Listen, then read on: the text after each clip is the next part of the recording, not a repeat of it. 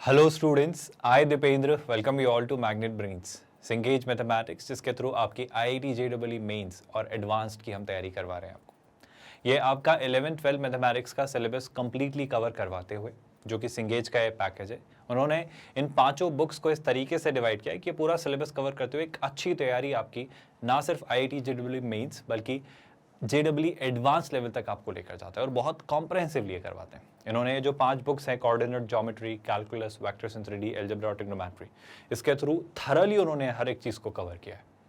हम इसी तरीके से हर एक चैप्टर को पढ़ेंगे, हर एक कंसेप्ट को पढ़ेंगे, उनमें दिए गए इलस्ट्रेशन और एग्जाम्पल्स करेंगे और बेशक एक्सरसाइजेस तो हम करते ही हैं चैप्टर के एंड में दिए गए, और फिर जेईई एडवांस्ड के प्रीवियस ईयर्स क्वेश्चंस भी करेंगे उस चैप्टर पर बेस्ड। और ये आपको फेथ दिलाने की कोशिश करेंगे कि देखो ये एग्जाम आसान है अगर ठीक से आप तैयारी करें तो, अगर आप ठीक से पढ़ें तो। क्वेश्चंस भी आसान है अगर आप प्रॉपर्ली हर एक कंसेप्ट को जानते हो, हर एक कंसेप्ट को अच्छे से आपने समझा है तो बेशक। और ये सब कुछ जो किया जा रहा है बिल्कुल फ्री ऑफ कॉस्ट किया जा रहा है, आपसे कोई सब्सक्रिप्शन खरीदने को नहीं कहा जाता। कोई भी हमारा ऐसा ट्रायल वर्जन या पेड वर्जन जैसा कंसेप्ट नहीं है जहाँ पर कोई हिडन कॉस्ट हो, बिल्कुल भी नहीं। हम 100% free of cost quality online education देते हैं किंडरगार्टन से 12th स्टैंडर्ड तक। आप हमारे नोट्स, पीडीएफ्स और ई बुक्स के लिए भी टीम से कांटेक्ट कर सकते हैं। इसके लिए आपको गेट नोट्स लिंक दिखाई देगा इन वीडियोस के डिस्क्रिप्शन में, वहां आपको क्लिक करना होगा। हम सीधे शुरू करते हैं। पैराबोला जो आपका चैप्टर चल रहा है, इसकी एक्सरसाइजेस हम कर रहे हैं और ये आपका आ रहा है पार्ट 12। ये आपका फाइनल पार्ट है। इसके बाद हम आईआईटी जेईई जो जेईई एडवांस्ड आपकी एग्जाम है उसके प्रीवियस ईयर्स क्वेश्चन सारे सॉल्व करेंगे, जो कि आपके पैराबोला चैप्टर से आए हैं। बहुत अच्छे से करेंगे और हर एक कंसेप्ट को रिकॉल करेंगे और आपको मैं यकीन दिलवाऊंगा कि देखो हमने ये सारी चीज़ें पढ़ी और ये सारे क्वेश्चंस डूएबल हैं, आप ये सब कुछ कर सकते हैं अगर आपने हर एक कंसेप्ट को अच्छे से सीखा और पढ़ा है तो। यही डेमोन्स्ट्रेशन हम शुरू करेंगे। तो ये रहा आपका आज का लेक्चर, जिसमें ये रहा आपका भाई पहला सवाल। इस क्वेश्चन में क्या दिया गया है, क्या पूछा गया है, जरा इसे ध्यान से पढ़ लेते हैं और समझ लेते हैं कि वो चीज़ें कैसे आपसे शुरू करवा रहा है। सर थॉट बड़ा सिंपल सा है। उसने क्या कहा, ये जो सर्कल है सर, इस सर्कल का सेंटर है 6,0, इसकी रेडियस है यार, ये तो हम देखते ही कह देते हैं। और ये जो पैराबोला है ये भी हमारा स्टैंडर्ड बड़ा मजेदार सा पैराबोला है। वो आपसे ये कहना चाह रहा है कि इनके आपको maximum number of common chords बनाने हैं। पहले थोड़ी चीज़ें विजुअलाइज करने की कोशिश करते हैं। सर ये मान लो आपका वाई एक्सेस हुआ है ना, और इसी तरीके से यहाँ पर आपका ये रहा x axis. I hope no one is bothered by that. इस दरमियान आपने ये भी देखा सर कि आपका एक सर्कल आपने प्लॉट किया। एक सर्कल जो आया वो कुछ इस तरीके से आता है और ये सर्कल यहाँ पर आप बनाते हो, क्योंकि ये आपका यही सर्कल है। लेकिन इस सर्कल में खास बात यह है कि ये सर्कल आपका है 6,0%। मान लो मैं बस ऐसे ही बना ले रहा हूँ ना, मान लो यहाँ कहीं बना हुआ है, कुछ भी रैंडम सा एक बनाया है मैंने, कोई परेशानी तो नहीं। अब आप एक बात का जवाब दीजिए, जब कोई कह रहा है y² = 4x, आपका एक पैराबोला है ना। अब अगर आपके पास सर एक पैराबोला है जिसकी इक्वेशन है y² = 4x, तो आप खुद सोच के बताओ सर, आपके पास पैराबोला और सर्कल के कितने पॉइंट ऑफ इंटरसेक्शन आपको मैक्सिमम मिल सकते हैं।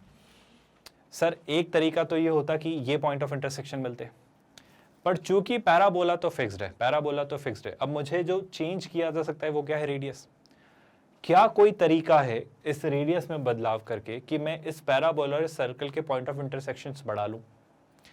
सर समझ नहीं आ रहा है आप ये इंटरसेक्शंस बढ़ाना क्यों चाह रहे हो भाई, सवाल तो वही है ना।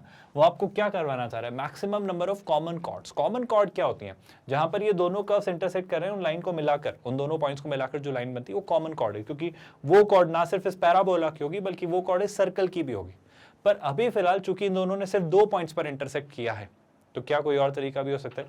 सर आप हालात समझने की कोशिश करो। अगर आपसे मैं बात करूं तो ये रहा आपका क्या, सर्कल। अगर इस सर्कल को मैं थोड़ा छोटा करता हूं, if I simply do something of this sort, अगर मैंने इस सर्कल को थोड़ा छोटा किया, so do you not realise कि इस केस में अगर मान लो इस सर्कल को थोड़ा सा बड़ा कर देता हूं, बस ऐसा कुछ सिनेरियो में बनाना चाह रहा हूं। मान लो ये आपका सर्कल रहा, आई होप ये बात बहुत ज़्यादा परेशान नहीं करी। तो इस केस में आपको क्यों नहीं दिख रहा है कि ये वही सर्कल है which is centred at 6,0, but इस बार पॉइंट ऑफ इंटरसेक्शन जो आपको मिलेंगे वो ये 4 मिलेंगे। उससे क्या होगा सर, अगर मुझे 4 पॉइंट ऑफ इंटरसेक्शन मिले तो मैं 4 कॉमन कॉर्ड बना सकता हूँ। आप मेरी बात समझ रहे हैं क्यों सर, क्योंकि देखो एक कॉमन कॉर्ड ये बन जाएगी, एक कॉमन कॉर्ड ये बन जाएगी, सिमिलरली एक कॉमन कॉर्ड ये बन जाएगी और एक कॉमन कॉर्ड ये बन जाएगी। तो इस केस में मैं नंबर ऑफ कॉर्ड्स मैक्सिमाइज करवा पाऊंगा।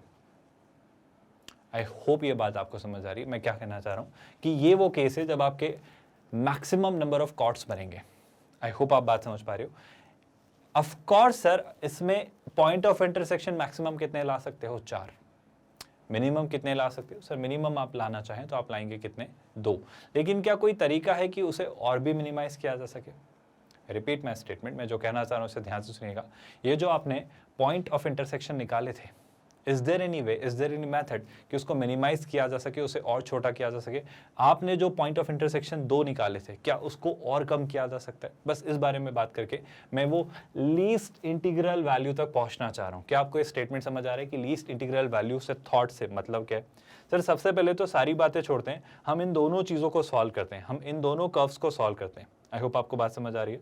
हमने बड़ी बेसिक सी बात निकाली है कि सर आपके 4 पॉइंट्स पे इंटरसेक्ट ये करेंगे तो आपके क्या होंगे? तो सीधी सी बात है सर, उस केस में आपके पास clearly maximum number of chords आपको मिलेंगी। अगर मैं इन दोनों कर्व्स को सॉल्व करूं, अगर इन दोनों कर्व्स को सॉल्व करूं और चीजें निकालने की समझने की कोशिश करूं तो क्या? सर सीधी सी बात है, यहां से वाई स्क्वायर कितना दिया हुआ है? सर वाई स्क्वायर दिया हुआ है 4x, तो वाई स्क्वायर की जो वैल्यू है 4x वो मैं यहाँ रखता हूँ। मैं दोनों कर्व्स को सॉल्व करके पॉइंट ऑफ इंटरसेक्शन वाले थॉट की तरफ जाना चाह रहा हूँ।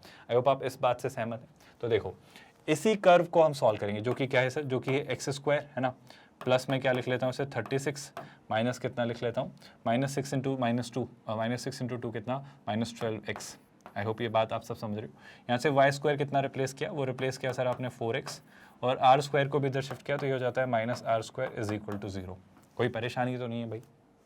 अब सर एक बात बताओ, बड़ी सिंपल सी बात है, अगर मैं इसे सॉल्व करता हूँ, अगर मैं इसे सॉल्व करता हूँ तो क्या मिलेगा? बहुत ध्यान से देखना सर।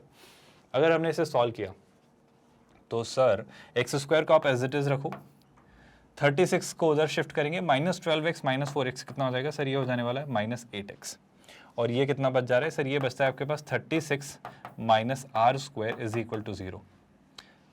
मेरा बस आपसे कहना है कि सर मैक्सिमम ये 4 पॉइंट्स पे इंटरसेक्ट करेंगे और मिनिमम ये 2 पॉइंट्स पे इंटरसेक्ट करेंगे। अब आप इस बात को समझना, ये जो पॉइंट्स निकलेंगे क्या ये सिमेट्रिकली निकलेंगे? आप प्लीज ध्यान सुनना, ये पेयर वाइज निकलेंगे आपके। सुनना, या तो आपके ये इंटरसेक्शन जो होगा मिनिमम 2 पॉइंट्स पे होगा जैसा हमने ऑब्जर्व किया था, या मैक्सिमम 4 पॉइंट्स पे होगा। मैं मैक्सिमम 4 पॉइंट्स पर ही जाने वाला हूं, पर मैं मिनिमम केस निकालना चाह रहा हूं क्योंकि वो मुझसे लीस्ट वैल्यू पूछ रहा है। इस बात पर मैं आना चाह रहा हूं, पर पहले सुनिएगा ध्यान से इस बात को। एक बात बताओ, एक सिंपल सी बात बताओ, जब हमने इसे ऑब्जर्व किया था सर, ये तो केस है ही जो है, पर इसके अलावा ये केस हमने देखा था कि ये वो केस था जब ये 2 पॉइंट्स पे इंटरसेक्ट कर रहे थे। आई होप आपको याद है। अब हमने क्या किया? हमने इसको थोड़ा इस तरीके से शिफ्ट किया कि हमने ये केस बनाया जब वो 4 पॉइंट्स पर इंटरसेक्ट कर रहे थे। आई होप आप इस सब बात से सहमत हैं। मेरा आपसे बस ये कहना है कि सर अगर ये 4 पॉइंट्स पर इंटरसेक्ट करते, जो बेस्ट केस है, तो 4 पॉइंट्स पर केस इंटरसेक्ट करने से पहले जो वर्स्ट केस होगा वो क्या होगा? वर्स्ट केस ये होगा सर कि ये 2 पॉइंट्स पर इंटरसेक्ट करे। हम इस तरीके से शिफ्ट करते जाए तो आपको रियलाइज हो रहा है ये वो पॉइंट होगा, ध्यान से देखना, ये वो पॉइंट होगा, ध्यान से देखना भाई, ये वो पॉइंट होगा जहां पर ये 3 पॉइंट्स पे इंटरसेक्ट करेंगे। इस पॉइंट से जस्ट पहले, आई रिपीट माई स्टेटमेंट, ये वो पॉइंट होगा जहां पर ये 3 पॉइंट पर इंटरसेक्ट करेंगे। वो 3 पॉइंट इसलिए आ रहे हैं क्योंकि समझना, आप जैसे एक पॉइंट ये निकाल लेते हो तो उसी के करेस्पॉन्डिंग सिमेट्रिकल पॉइंट ये होता है, क्योंकि इन दोनों का एक्स कोऑर्डिनेट सेम होता है, बस वाई कोऑर्डिनेट नेगेटिव हो जाता है। मतलब अगर ये +280 होता है तो ये -280 होता है। आपको याद आ रहा है ये बात? सिमिलरली ये जो पॉइंट होगा, ये जो पॉइंट होगा, ये भी सिमेट्रिकल होंगे। जितना ये दूर ये ऊपर होगा वर्टेक्स से, उतना ही नीचे होगा। तो ये जो केस है, कौन सा केस? जब हमने इसको और शिफ्ट किया तो इस केस में हमें 3 पॉइंट ऑफ इंटरसेक्शन मिले। कौन सा? एक वर्टेक्स पर और 2 यहाँ पर। ये कौन सा केस हुआ सर? ये वो केस हुआ जब वर्टेक्स के लिए देखा तो वर्टेक्स तो एक ही होगा ना, वर्टेक्स के लिए 2 पॉइंट नहीं मिलेंगे। जैसे यहाँ पे ये 2 पॉइंट पेयर वाइज मिल रहे थे, ये 2 पॉइंट पेयर वाइज मिल रहे थे, ऐसे वर्टेक्स के लिए कोई पेयर नहीं होगा ना। वर्टेक्स तो एक कॉमन पॉइंट होता है, एक सिंगल पॉइंट होता है जहां पे आके वो पूरा पैराबोला मर्ज होता है। तो सर यहाँ पर कोई इसका पेयर नहीं मिलेगा। लेकिन जस्ट इससे थोड़ा और मैं इसको शिफ्ट किया होता तो देखो भाई, इसको थोड़ा और शिफ्ट किया होता तो उस केस में मुझे कितने पॉइंट्स मिल रहे होते सर? उस केस में मुझे 2 पॉइंट्स मिलने लग जाते हैं। तो मैं बस ये केस निकालना चाह रहा हूं कि जब मुझे 2 पॉइंट्स मिल रहे होंगे, उसके लिए जो आर की एक्सट्रीम कंडीशंस होगी, उसके लिए जो यहाँ पर कंडीशंस होगी, मैं उससे थोड़ा बियॉन्ड जाने की कोशिश करूंगा। क्या आपको मेथड या अप्रोच समझ आ रही है? मैं कहूंगा कि सर 2 पॉइंट्स वाली कंडीशन के बियॉन्ड चले जाओ तो आपको 4 पॉइंट्स मिलने लगेंगे। क्या आप मेरी बात समझ पा रहे हो? मतलब ये कैसे आ रहा है, अब मैं इस पर आना चाह रहा हूँ। ध्यान से सुनना, ध्यान से समझना जो मैं बात आपको कहना चाह रहा हूँ। सर एक सिंपल सी बात है, मान लो यहाँ पे आर की कुछ वैल्यू दी हुई होती है, मान लो, है ना, और आप इसके पॉइंट ऑफ इंटरसेक्शन एक्चुअली निकाल पा रहे होते, तो आप क्या करते? आप इस क्वाड्रेटिक को सॉल्व कर रहे होते। यहाँ पे आ दिया नहीं है तो अभी मैं सॉल्व नहीं कर पाऊंगा। सुनना ध्यान से, तो मैं क्या कर रहा था? इस क्वाड्रेटिक को सॉल्व कर रहा था। इस क्वाड्रेटिक को सॉल्व करता तो मुझे 2 वैल्यूज मिलती। सुनना ध्यान से, क्या जरूरी है 2 वैल्यूज मिलती? नहीं सर, 3 बातें होती। कौन सी 3 बातें होती? या तो ये सर्कल इसे इंटरसेक्ट ही नहीं कर रहा होता, तो मुझे इसके कोई रूट्स ही नहीं मिल रहे होते, या फिर ये सर्कल इसे एग्जैक्टली 2 पॉइंट्स पे इंटरसेक्ट कर रहा होता, या तो ये सर्कल इसे एग्जैक्टली 2 पॉइंट्स पे इंटरसेक्ट कर रहा होता। अब सुनना ध्यान से, अगर ये सर्कल इसे 2 पॉइंट्स पे इंटरसेक्ट कर रहा होता ना, तो आपको यहाँ से x की एक ही वैल्यू मिलती, क्योंकि जो आपको x की एक वैल्यू मिलेगी ना, उसके लिए आपको y की 2 वैल्यूज मिल जाएंगी यहाँ पर रखने से, और उससे आपके 2 पॉइंट्स आ जाएंगे। तो आप मेरी बात समझ पा रहे हो? बहुत ध्यान से सुना, जब ये सर्कल इस पैराबोला को 2 पॉइंट्स पे इंटरसेक्ट करेगा तो यहां से x की एक ही वैल्यू मिलेगी। आप समझ पा रहे हो क्या? क्योंकि ये सिमेट्रिकली सेम पॉइंट्स हैं, ये x का यहां भी वही कोऑर्डिनेट है और ये भी वही कोऑर्डिनेट है। अब मैं आपसे उस बात पर आना चाह रहा हूं जो समझाने की मैं बहुत देर से आपको कोशिश कर रहा हूं, क्या कि अगर ये सर्कल और पैराबोला एक से ज्यादा पॉइंट्स पर इंटरसेक्ट करेंगे, या रादर मैं और स्पेसिफिकली कहूं, टू बी वेरी प्रिसाइज, 2 से ज्यादा पॉइंट्स पर इंटरसेक्ट करेंगे, तो मुझे x की कितनी वैल्यू मिलेंगी? 2। टेक्निकली वो पॉइंट्स 4 होंगे, पर x की कितनी वैल्यू मिलेंगी? 2। कैसे? x1, ये भी x1 ही है, बस इस x1 के लिए y1 कुछ और है और इस x1 के लिए y1 कुछ और है, बस उसका नेगेटिव पार्ट। मतलब अगर ये है मान लो at1 स्क्वायर कॉमा 280, तो ये होगा at1 स्क्वायर कॉमा -281। अगर ये है at2 स्क्वायर कॉमा 282, तो ये होगा वही at2 स्क्वायर कॉमा -282। आप मेरी बात समझ पा रहे हो? तो अगर आपको 4 पॉइंट्स पे से इंटरसेक्ट करवाना है तो टेक्निकली इसके फिर 2 डिस्टिंक्ट रूट्स होंगे। तो मेरा आपसे कहना है कि मुझे मैक्सिमम नंबर ऑफ रूट्स चाहिए, तो मैं कहूंगा सर जब इसका एक रूट होगा तब आपको 2 पॉइंट ऑफ इंटरसेक्शन मिलेंगे। अब बात समझ पा रहे हो? और जब इसके 2 रूट्स होंगे तब आपको इसके कितने रूट्स पॉइंट ऑफ इंटरसेक्शन मिलेंगे? 4 पॉइंट ऑफ इंटरसेक्शन। और उस केस में आप कॉमन कॉर्ड्स को मैक्सिमाइज करवा पाओगे। क्या आपको अप्रोच समझ आ रही है जो मैं कहना चाह रहा हूं? तो मैं कहूंगा थॉट बड़ा सिंपल सा बिल्ड हो रहा है सर। इसका जो डिस्क्रिमिनेंट होगा वो ग्रेटर देन 0 रहना चाहिए। आई होप ये बात आप सभी को समझ आई। बड़ी बेसिक सी बात मैं कहना चाह रहा हूं, इसका जो डिस्क्रिमिनेंट होगा भाई वो आपका ग्रेटर देन 0 रहना चाहिए। क्या ये बात आप सभी को समझ आई? मतलब जहां पे डिस्क्रिमिनेंट 0 होगा वो मिनिमम इंटीग्रल वैल्यू होगी जहां पर से आपको मैक्सिमम कॉर्ड्स मिलना शुरू हो जाएंगे। क्योंकि जो भी वैल्यू मिलेगी मुझे डिस्क्रिमिनेंट 0 रखने पर r की, उससे बड़ी वैल्यूज अगर मैं रखता जाऊंगा तो मुझे ऑफ कोर्स ज्यादा number of points of intersection मिलने लग जाएंगे। क्योंकि जब डिस्क्रिमिनेंट 0 है तो इसका एक रूट है। आप सुन रहे हो क्या? मतलब r की कुछ ना कुछ वैल्यू मिल रही होगी, उससे बढ़ाते जाऊंगा अगर वैल्यूज, उससे बढ़ाते जाऊंगा तो डिस्क्रिमिनेंट पॉजिटिव बनता चला जाएगा। और डिस्क्रिमिनेंट पॉजिटिव बनता चला जाएगा मतलब आपको नंबर ऑफ रूट्स एक से ज्यादा यानी 2 मिलते चले जाएंगे, पॉइंट ऑफ इंटरसेक्शन 4 मिलते चले जाएंगे। बहुत कंफ्यूजिंग तो नहीं है बात? पहले सारी बातें छोड़ो, मैं डिस्क्रिमिनेंट निकाल के आपको ये पॉइंट और अच्छे से समझाता हूँ। डिस्क्रिमिनेंट जब निकालना चाहते हो, डिस्क्रिमिनेंट क्या आएगा सर? ध्यान से देखना, इस पॉइंट पर वापस आ रहा हूं जो मैं समझाना चाह रहा हूं। थोड़ा हम डिस्क्रिमिनेंट निकालें फिर और अच्छे से हम क्लियर कर पाएंगे इस बात को। देखो डिस्क्रिमिनेंट क्या होता है सर? b स्क्वायर, तो -8 का स्क्वायर कितना? 64। I hope you all agree with that. -4ac, so -4, a तो 1 है, c है ना, तो 4 × 36। आई थिंक सर 36 का डबल कितना होता है? 72। 72 का डबल 144। कोई कंफ्यूजन तो नहीं? तो यहाँ पे क्या मिलेगा सर आपको? 144, और ऑफ कोर्स ये 144 एज इट इज मिलेगा। और 4ac है ना, तो -4 × -r स्क्वायर, तो कितना हो जाएगा? +4r square is equal to 0। मैं डिस्क्रिमिनेंट को 0 रख रहा हूँ और क्यों रख रहा हूँ बस इसी पॉइंट पर मैं आने वाला हूँ, पर पहले इस बात को समझना है ना। अब सर अगर आप सिंप्लीफाई करते हो तो देखो 144 में से 4 सब्ट्रैक्ट किया तो 140, 140 में से 60 सब्ट्रैक्ट किया तो आई थिंक कितना? 80। तो ये रहा आपका 80। आई होप आप एग्री करते हो। लेकिन ये है -80, -80 को उस तरफ शिफ्ट किया तो +80। जब आपने -80 को उधर शिफ्ट किया तो +80, और +80 को 4 से डिवाइड करना है हमको। तो +80 को जब 4 से डिवाइड किया तो कितना आया? 20। तो r स्क्वायर कितना आ रहा है सर? r स्क्वायर आ रहा है 20। अब एक बात सोचो, अगर मैं r निकलवाऊं आपसे तो इंटीग्रल वैल्यू क्या आएगी? सर सोच के देखो, 20 से छोटा परफेक्ट स्क्वायर होता है 16। सुनना ध्यान से, 20 से छोटा परफेक्ट स्क्वायर होता है 16। अब अगर मैं 16 से आगे बढ़ूं, सॉरी 16 मतलब क्या? 16 का अंडर रूट कितना? 4। अब 16 का जब अंडर रूट है 4 तो r की जो मिनिमम इंटीग्रल वैल्यू आ रही है 4। अब सुना ध्यान से, ये तो 20 है, मतलब 16 से तो आगे ही चले गए आप समझ रहे हो क्या? मतलब आप 4 से तो आगे चले गए और हम इंटीग्रल वैल्यूज में बात कर रहे हैं। तो मुझे जो आर की मिनिमम वैल्यू मिल रही है वो कितनी है, 5। अब सुनना इस बात को, आर की जो मिनिमम वैल्यू मुझे मिल रही है वो 5, वो इसलिए है क्योंकि 5 पर आपको इसके exactly 2 he point of intersection मिलेंगे, क्योंकि यहां पर आपको एक ही रूट मिलेगा। पर जैसे जैसे मैं आर की वैल्यू बढ़ाऊंगा, जैसे जैसे मैं आर की वैल्यू बढ़ाऊंगा, मुझे क्या मिलने लग जाएंगे, discriminant greater than 0। Discriminant greater than 0 मतलब इसके मुझे 2 रूट्स मिलेंगे। अगर इसके मुझे 2 रूट्स मिलेंगे मतलब मुझे पॉइंट ऑफ इंटरसेक्शन कितने मिलेंगे, 4, यानी मैक्सिमम नंबर ऑफ कॉर्ड्स बन पाएंगे। तो मैं कहूंगा जो आर की मिनिमम वैल्यू होगी जो हम निकाल पा रहे हैं वो कितनी है, 5। I hope no one is getting confused. 4 क्यों नहीं, उसने पूछा था जो लीस्ट इंटीग्रल वैल्यू है आर की, जिस पर आपको मैक्सिमम नंबर ऑफ कॉर्ड्स मिलने लग जाएंगे। तो सर आर की वैल्यू 4 पर तो आपको क्या मिलेगा, आर की वैल्यू 4 पर आपको इंटरसेक्शन ही नहीं मिलेगा। आर की वैल्यू √20 यानी 4 और 5 के बीच कोई वैल्यू होगी डेसिमल में, 4.5 ऐसा कुछ, 4.6 कुछ भी, वहां पर आपको 2 पॉइंट ऑफ इंटरसेक्शन मिलेंगे। लेकिन 4.5 4.6 के बाद से जो वैल्यूज आना शुरू होंगी, 4.7 4.8 कुछ भी ले लेना, उन पर आपको पॉइंट ऑफ इंटरसेक्शन 2 से ज्यादा यानी 4 मिलने लगेंगे। तो ये जो 4.5 4.6 के बाद जो अगली नेक्स्ट इंटीग्रल वैल्यू मिल रही है वो क्या है सर, वो है 5। तो आप क्या कहोगे, जो लीस्ट इंटीग्रल वैल्यू हम मार्क करेंगे वो क्लियरली क्या होने वाली है सर, वो होने वाली है 5। तो इस क्वेश्चन का आंसर 5 कैसे आया है, थॉट समझ आ रहा है क्या? ये सिंपल सा बेसिक सा पॉइंट आप सभी को क्लियर है?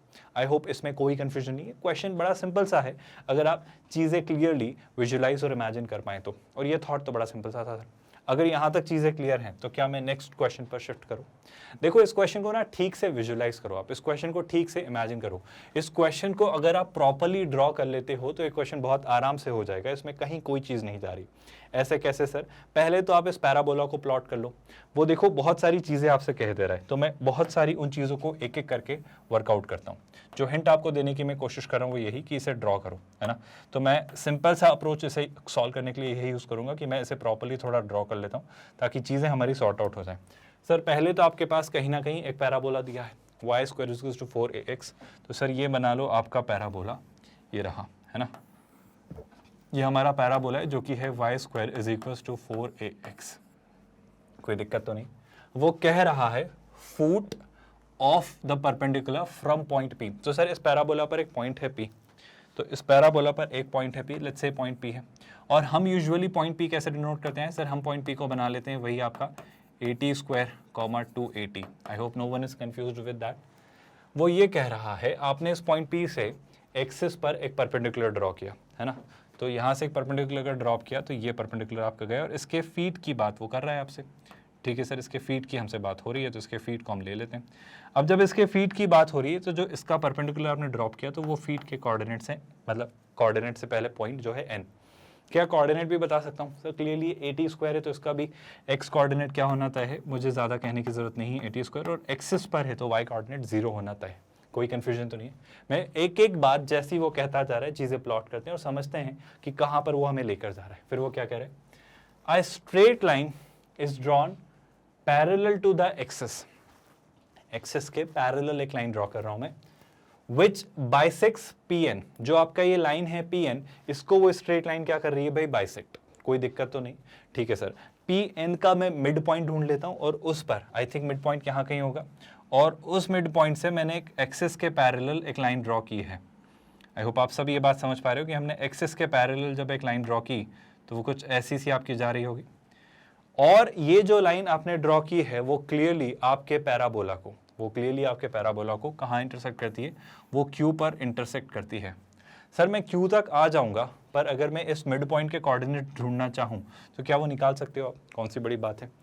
इसका भी x कोऑर्डिनेट वही रहेगा AT², बिल्कुल सही बात है सर। इसका भी x कोऑर्डिनेट वही रहेगा AT², और ये चूंकि 0 और 280 का मिड पॉइंट है तो ये कितना हो जाएगा 80। कोई दिक्कत तो नहीं है ना। अब उसने कहा, ऑफ कोर्स अपने उसने क्या कहा, अब उसने इसको Q से मिलाया। तो Q पॉइंट के बारे में भी मैं एक बात जानता हूं, क्योंकि ये आपके एक्स एक्सिस के पैरेलल एक लाइन है। तो Q पॉइंट का x कोऑर्डिनेट अभी नहीं पता मान लेते हैं, पर उसका मुझे y कोऑर्डिनेट पता है। कितना है भाई? उसका y कोऑर्डिनेट 80 ही होगा, क्योंकि ये लाइन और ये लाइन आपका एक्सिस पैरेलल है। तो Q का मैं y कोऑर्डिनेट जानता हूं कितना, 80। अगर मैं Q का y कोऑर्डिनेट जानता हूं 80, और Q जो आपका पॉइंट है अगर वो इस पैराबोला पर लाई करता है, तो क्या मैं Q का x कोऑर्डिनेट नहीं बता सकता? कैसे, y की जगह AT पास किया तो ये हो जाता है a स्क्वायर t स्क्वायर। आप सुन रहे हैं, ध्यान से सुनना, y की जगह AT पास किया तो ये कितना हो जाता है a square t square. I hope आप देख रहे हो, is equal to what 4ax। Clear सी बात है सर, एक a से एक a कैंसिल, 4 डिनोमिनेटर में आता है तो हो जाएगा AT स्क्वायर बाई 4। x की वैल्यू क्या आ जाएगी सर, वो आ जाएगी AT स्क्वायर बाई 4। तो यहाँ मैं क्या लिख दूंगा, आई एम रियली सॉरी, यहाँ मैं लिख दूंगा AT स्क्वायर बाई 4। ये आपका इसका आ जाता है x कोऑर्डिनेट। अब आगे वो क्या कहता है, इस पॉइंट को पढ़ लेते हैं। अब अगर मैं अगले पॉइंट की तरफ आऊं तो वो अगला पॉइंट आपसे क्या कह रहा है सर, अगला पॉइंट वो जो कह रहा है इफ एन क्यू है ना, to the axis which bisects P N and cuts the curve at Q, if N Q meets the tangent. तो आपने एक एन क्यू लाइन बनाई है, ठीक है, meets the tangent at the vertex. आपकी अगर वर्टेक्स पर टेंजेंट है तो ये वाई एक्सिस ही है।